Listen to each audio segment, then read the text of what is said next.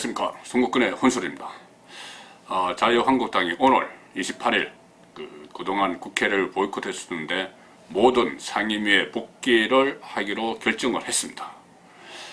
자, 이 배경 사실 뭐 별로 얻은 것이 없습니다. 지금 얻은 것이라고는 사개특위와 정개특위 두 특위 중에 한 곳의 위원장을 맡는다, 이 정도만 가지고 복귀를 했습니다. 처음에 장애 투쟁에 들어갈 때는 패스트트랙 이 법안 강행 처리에 반대를 했었죠. 그래서 20대 국회는 이제 끝났다, 20대 국회 내내 보이콧하겠다, 이렇게 결연한 의지를 보였지만은 결국 84일 만에 빈손으로 국회로 들어갔습니다.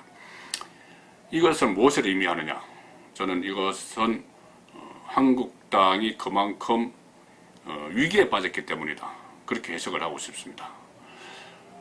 한교안 대표 체제가 들어서면서 한국당이 상당히 활력을 좀 되찾았었죠.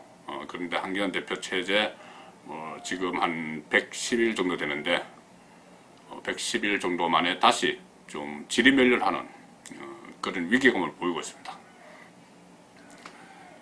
국회 정상화 합의문을 한번 파기를 했었죠. 나경원 원내대표가 합의문을 가져왔는데 그것을 의원총회에서 파기를 했습니다. 파기를 하고 그 시점부터 한국당 지지율이 하락세로 돌았었습니다. 자, 그러니까 울며 겨자 먹기로 다시 복귀를 했다고 볼 수 있는데, 최근 한국당 지지율을 보면은 여러 조사에서 뭐 20%대로 다시 추락을 했습니다. 그 더불어민주당과의 그 지지율 격차가 두 자릿수로 또 벌어진 것으로 이렇게 파악이 되고 있고요.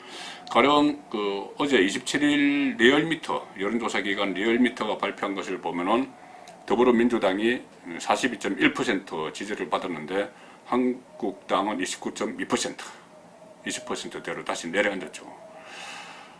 이것은 한교안 대표 체제 출범 직후에 새로운 체제에 대한 기대감, 회생을 할 수 있다는 기대감, 거기다가 컨벤션 효과까지 겹치면서 민주당과의 지지율이 거의 오차범위까지 갔다, 그런 결과가 나왔었는데 다시 두 자릿수로 벌어져 버린 결과가 나오고 있습니다. 특히나 중도청 그리고 수도권에서 격차가 벌어지고 있습니다. 선거의 승부처죠. 중도청에서는 한국당이 민주당보다 19.4%포인트나 더 지지율이 적습니다. 수도권에서도 17.5%포인트 차이가 났습니다.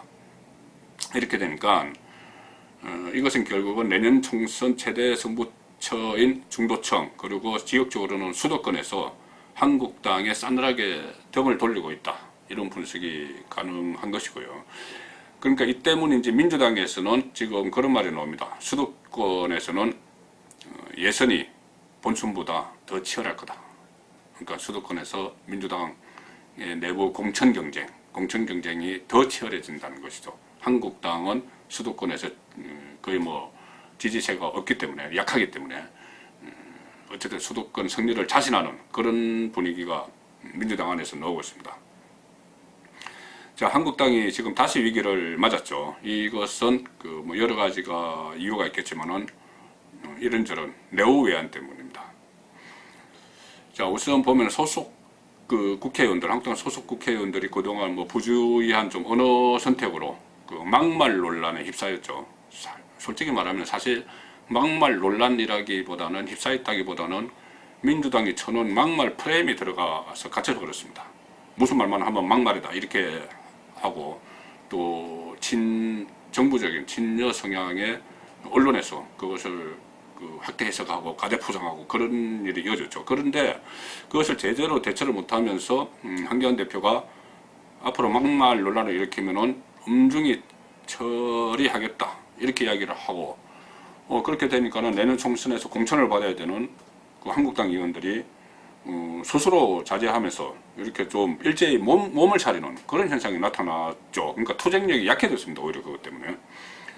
자, 거기다가 가장 중요한 문제가 이겁니다. 한교안 대표가 18일 동안 전국 일주를 하면서 장애 투쟁을 했죠. 그 이후에 이제 중도청으로 위원을 확장하겠다 하면서 집중 타깃을 잡은 것이 청년청 그리고 여성입니다. 그런데 이 청년과 여성들이 문재인 정권에 많이 실망을 했죠. 그래서 그 공격 포인트를 잡았는데, 공교롭게도 최근에 청년들 그리고 여성들이 한국당을 외면해버리게 만드는 그런 사고가 났습니다. 자, 한기환 대표가 숙명여대 강연에서 자신의 아들이 스펙도 없고 뭐 학점도 낮고 토익 점수도 형편없는데 여러 가지 뭐 활동을 많이 하면서 그 사회 활동 이런 것을 적극적으로 하면서 토익 점수도 낮고 하는데 대기업에 취업을 했다, 이렇게 자랑을 했습니다. 그러니까 당장 젊은이들 사이에서는 어떤 이야기가 나냐 하면은 한기환 아들이 스펙 아니냐, 이런 이야기가 비아냥거림이 나왔죠. 그리고 그 전에 또 뭐 한기환 대표의 아들이 뭐 KT에 그 특혜 취업한 거 아니냐, 이런 그 의혹이 전혀 확인되지 않았지만 의혹이 KT 노조 안에서도 나온 그런 상황에서 이야기를 해서 논란을 일으켰습니다. 그러다가 이것을 또 해명을 했는데, 한기환 대표가 해명을 했는데 나중에 알고 보니까는 아들이 뭐 스펙이 없는 것이 아니고 그 연세대 법대에 나왔고 또 학점도 높고 토익 점수도 높았어요. 그래서 뭐 5군데나 대기업에 취업 합격을 했다. 그 중에서 하나 선택해서 간 것이죠. 그런 사실이 알려지니까 가뜩이나 그 취업난을 겪는, 특히 흑수저, 이른바 흑수저, 어떤 부모로부터의 스펙이 없는 이런 청년들이 일제히 실망감을 표시하고 돌아서는 그런 양상이 나타나고 있습니다. 또 하나 타깃은 여성이라고 그랬죠. 그런데 얼마 전에 한국당 여성당원들이 여성을 위한 공식 행사에서 참 민망하게도 바지를 내리고 엉덩이 춤을 추는 정말 상상하기 어려운 엽기적인 행태를 보였습니다. 자, 이렇게 여러 가지가 쌓이니까는 한기환 대표 체제 출범 110일 만에 자멸적 국면에 접어들었다, 이런 언론 보도까지 나오고 있습니다. 그러니까는 민주당 안에서는 야, 역시 우리가 야당복이 있기는 있다, 처음부터 그 이야기 했죠. 그러다가 한기환 대표 체제 들어서면서 지지율 격차가 좁혀지니까 좀 긴장했었는데, 이제 보니까는 역시 야당복은 우리가 있다, 이런 말이 또 나오기 시작했습니다. 지금 한국당 입장에서는 내년 총선 10개월 앞두고 우리공화당, 조원진, 홍문종 공동대표가 있는 우리공화당에서 박근혜 마케팅을 시작을 하면서 지금 내년 총선에서 박근혜 변수가 등장을 하고, 그렇게 되면은 보수 우파가 분열을 하면서 그 여권에 어부지리를 상납할 수 있다, 그런 우려가 나오고 있는 상황에서 설상가상으로 지금 한국당 안에 여러 가지 자책골이 터지고 있는 그런 상황입니다. 정권의 혼술이었습니다.